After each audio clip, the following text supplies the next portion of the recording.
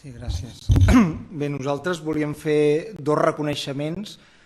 Un al govern municipal, que finalment hagi tingut la cintura de sumar-se en aquesta moció, una moció que crec que és clara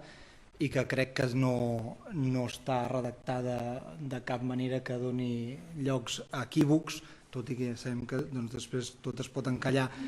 però volíem fer aquest reconeixement. I l'altre reconeixement a les famílies del Pallarola,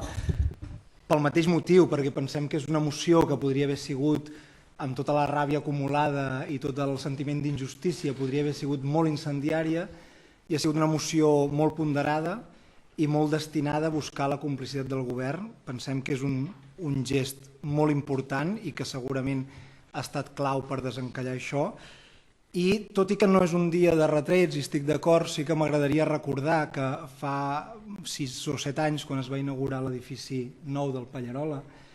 del Soler de Vilardell, en el discurs inaugural, aleshores alcalde, Francesc Deulofeu, va posar en valor la tasca de la direcció del centre, va posar en valor la tasca del departament, va posar en valor la tasca de l'Ajuntament,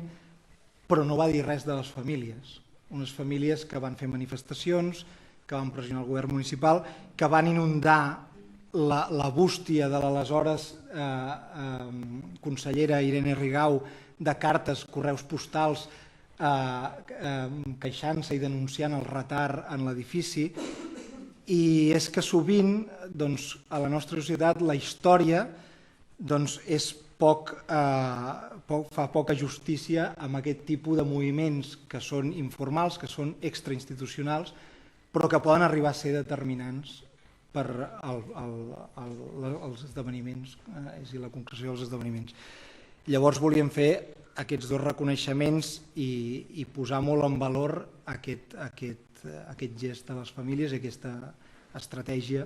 que penso que està sent molt bona i que, com diu el company del PSC, espero que aquesta actitud conciliadora que tenim ara, de remar tots en la mateixa direcció, continuï en el temps fins que el Pallarola tingui edifici. Gràcies.